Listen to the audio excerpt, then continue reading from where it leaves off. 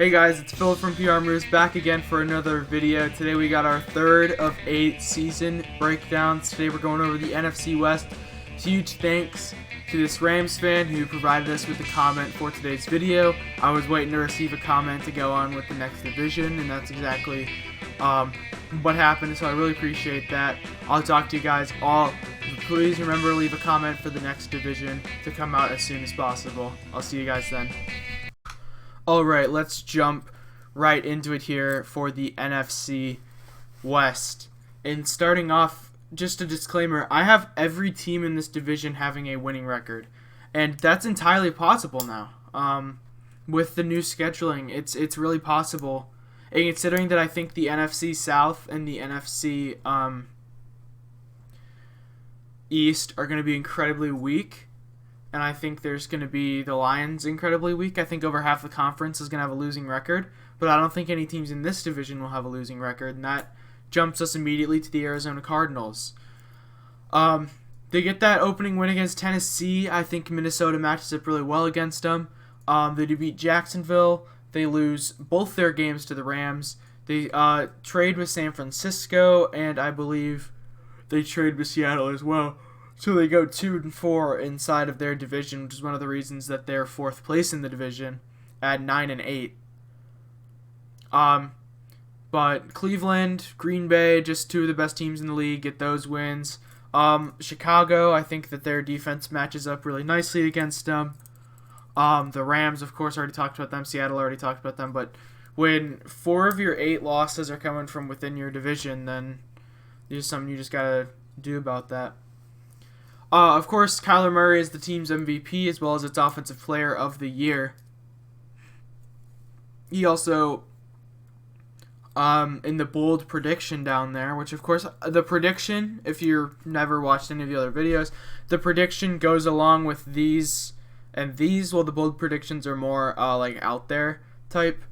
Kyler Murray has 5,000 total yards and misses playoffs as the bold prediction.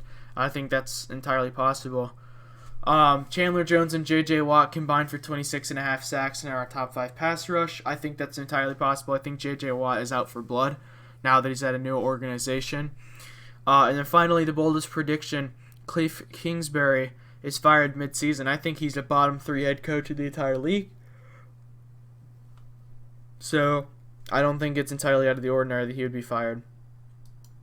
But, of course, 9-8 overall record, 4th in the division. They do miss the playoffs. One of the more tough pills to swallow of this entire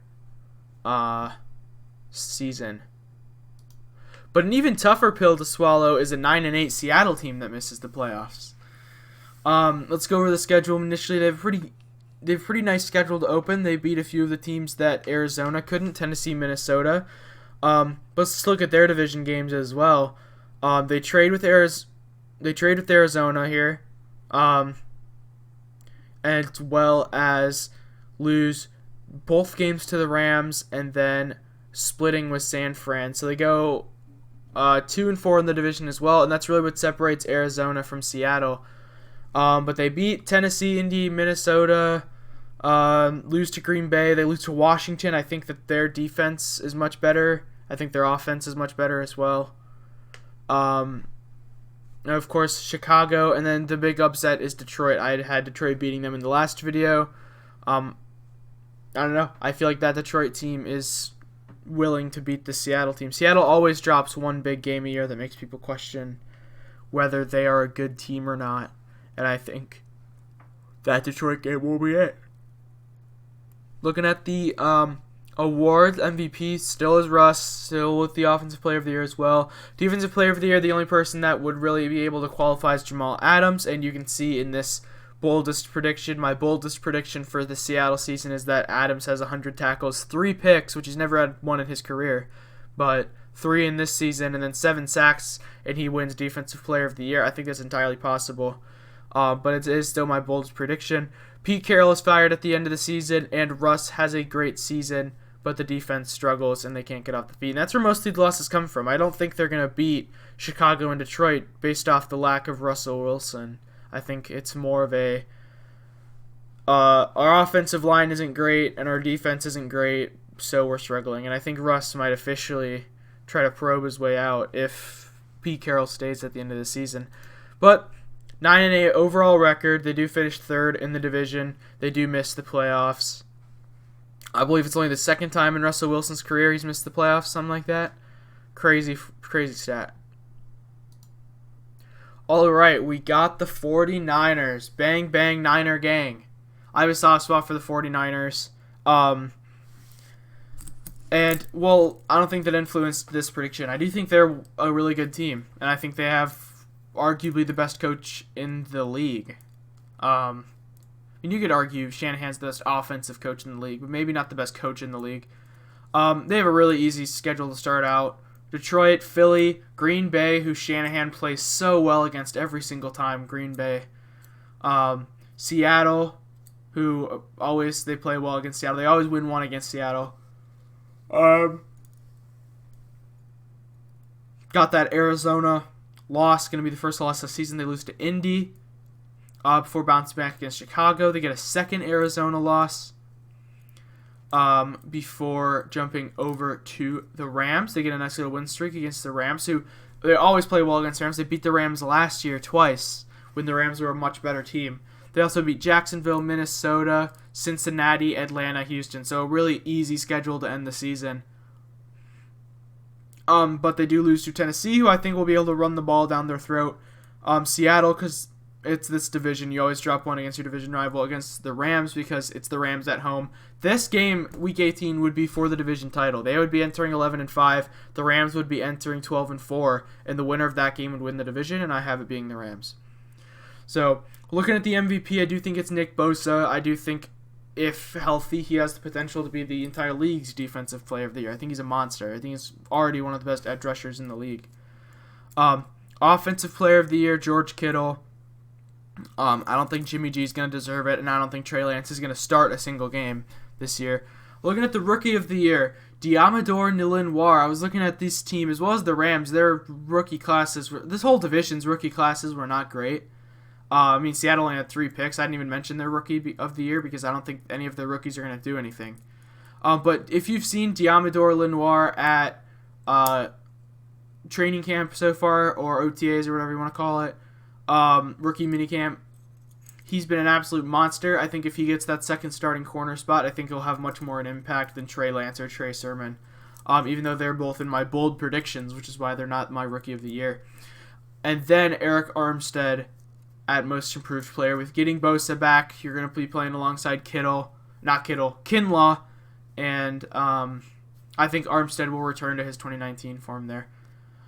Bold predictions, Trey Lance finishes with 5+ rushing touchdowns this year. I think they're going to do kind of what the Ravens did with Lamar his rookie year, and whenever they're in the red zone, just try to do like read options and pitches with Trey Lance to try to fake out the defense. And then Trey Sermon running for more than 1,000 yards, which is more than any rookie running back, is the boldest prediction. I like Trey Sermon. I don't think he's very fast, but I think he has all the other running back intangibles, kind of like David Montgomery did coming out of college. And with that offensive line and those blockers, Debo and Kittle, excellent blockers, I could definitely see Trey Sermon having a breakout year if there's injuries on that 49ers roster again, which there seems to always be. But the 49ers, second in the division, 11-6 overall record, and they're a wild card in the playoff. I believe they're the 5 seed in this simulation. And we have the division winners coming in here with the LA Rams. They're one of my favorite teams in the entire league this year. And let's just go over their losses because everything else is a win. I made a typo. You can see on the San Francisco one right here that the 49ers get a win against the Rams. I forgot to compute that over to here. So Week 10 is also a loss to San Fran. But besides that, Tampa Bay is a loss. I do think you don't beat Tom Brady 2 years in a row. So I do think they beat Tampa. And I also believe they lose to Minnesota and Baltimore because I think that their mix between a high-octane passing game and running game is going to really be faking out that defense, one of their better defensive in the league. Looking at the season awards, Matthew Stafford, I think he is, if I had to place a bet on who the league MVP is going to be, I would place it on Matthew Stafford. I think I might be overrating him a little bit, but I have full confidence that with the best head coach he's ever had and probably the best roster he's ever had, he's going to absolutely shred. Defensive Player of the Year, Aaron Donald, not that difficult of a decision. Tutu Atwell, also not a difficult decision because he's the only rookie I think is going to play. Like, who am I going to pick? Ben Skanarowak or whatever his name is? Like, he's a good guy, but I don't think he's going to come in and make an impact. Like, such a weird draft for the Rams. They were so weird. And then most improved player, Taylor Rapp, I think stepping up now that John Johnson is gone. Both of those safeties, Burgess, Rapp, or Darius Williams are all going to take a major step forward. But I chose Rapp because he was drafted in 2019, and I think he's going to get that opportunity. So Taylor Rapp, most improved player. And then looking at the predictions, one I think is entirely possible. Plays like an MVP, throws for 4,700 yards, 40 touchdowns. And then bold predictions, Jalen Ramsey has more Defensive Player of the Year votes than Donald. With how many teams I think are going to be passing the ball to try and keep up with this offense, I do think that's entirely possible. Ramsey just has an incredible season. And then boldest prediction, one I don't think is going to happen. I think the Rams defense is going to stay top 10, but the boldest prediction is Rams defense regresses badly without Staley and they finish outside the top 10. Of course, I don't actually believe that's going to happen. That's just the boldest prediction for this upcoming year for the LA Rams. And of course, they finish 13-4 with first in the division and second seed in the conference. You'll see who the first seed is if someone requests the NFC South. I think it's pretty obvious.